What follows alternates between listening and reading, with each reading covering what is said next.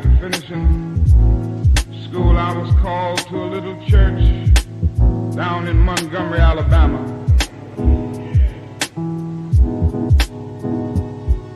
I started preaching there. Things were going well in that church. It was a marvelous experience. One day, a year later, a lady by the name of Rosa Parks decided that she wasn't going to take it any longer. She stayed on a bus seat. You may not remember it because it's way back now, several years, but it was the beginning of a movement where 50,000 black men and women refused absolutely to ride the city buses, and we walked together for 381 days. Yes, sir. That's what we got to learn in the North. The Negroes have to learn to stick together. We stuck together.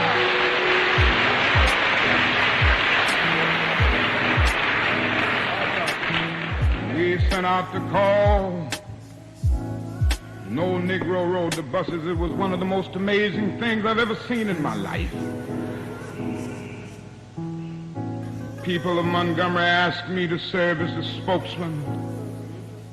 And as the president of the new organization, the Montgomery Improvement Association, that came into being to lead the boycott, I couldn't say no. And then we started our struggle together. Things were going well for the first few days, but then about 10 or 15 days later, after the white people in Montgomery knew that we meant business, they started doing some nasty things. They started making nasty telephone calls, and came to the point that some days more than 40 telephone calls would come in, threatening my life, the life of my family, the life of my children. I took it for a while in a strong manner, but I never will forget one night very late.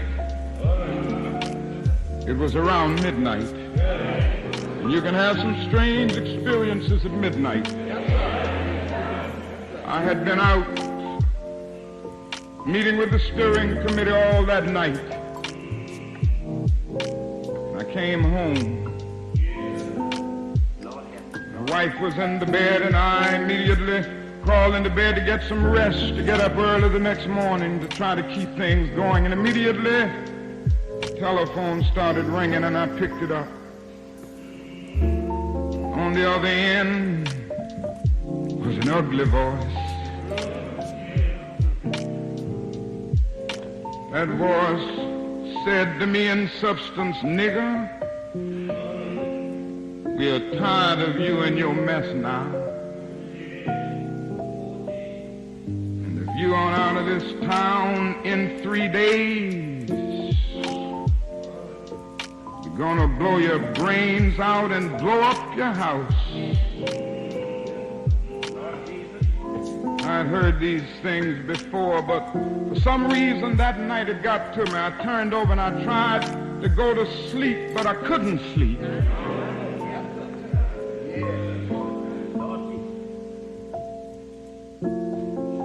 was frustrated, bewildered. Then I got up and went back to the kitchen, and I started warming some coffee, thinking that coffee would give me a little relief. And then I started thinking about many things. I pulled back on the theology and philosophy that I had just studied in the universities, trying to give philosophical and theological reasons for the existence and the reality of sin and evil. But the answer didn't quite come there.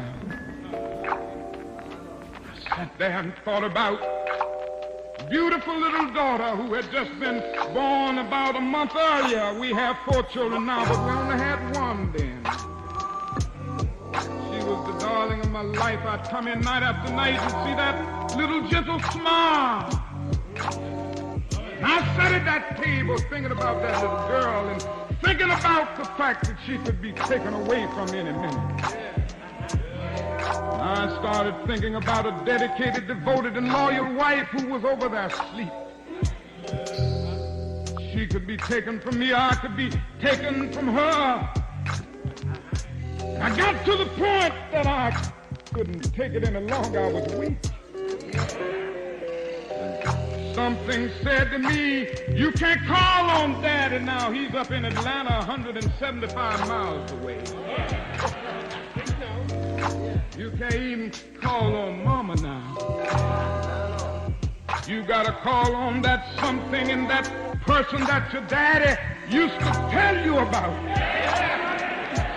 That power that can make a way out of nowhere.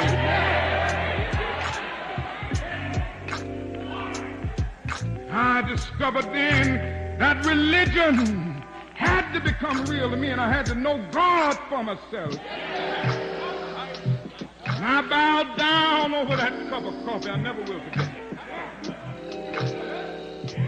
Oh, yes, I prayed a prayer, and I prayed out loud that night. I said, Lord, I'm down here trying to do what's right.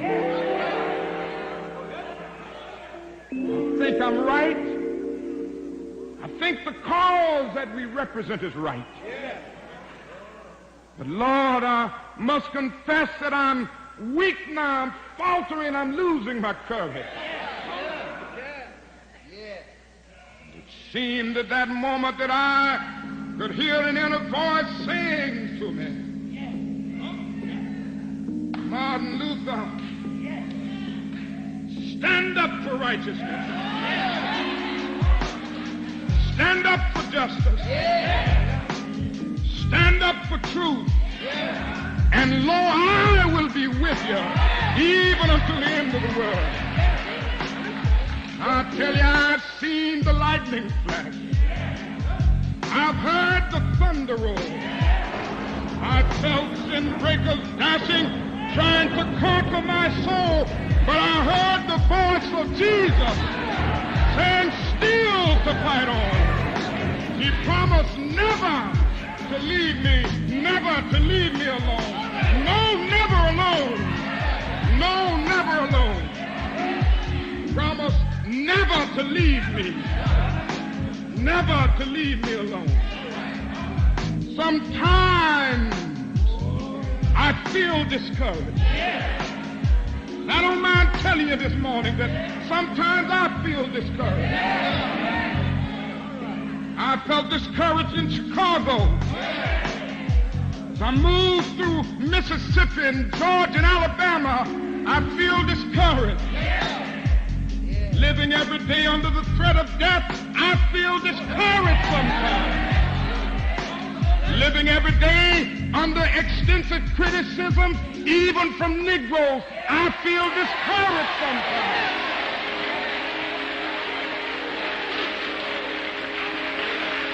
Yes, sometimes I feel discouraged and feel my works in vain. But then the Holy Spirit revives my soul again. There is a balm in Gilead to make the wounded whole. There is a balm in Gilead to heal the sin-sick soul. God bless you.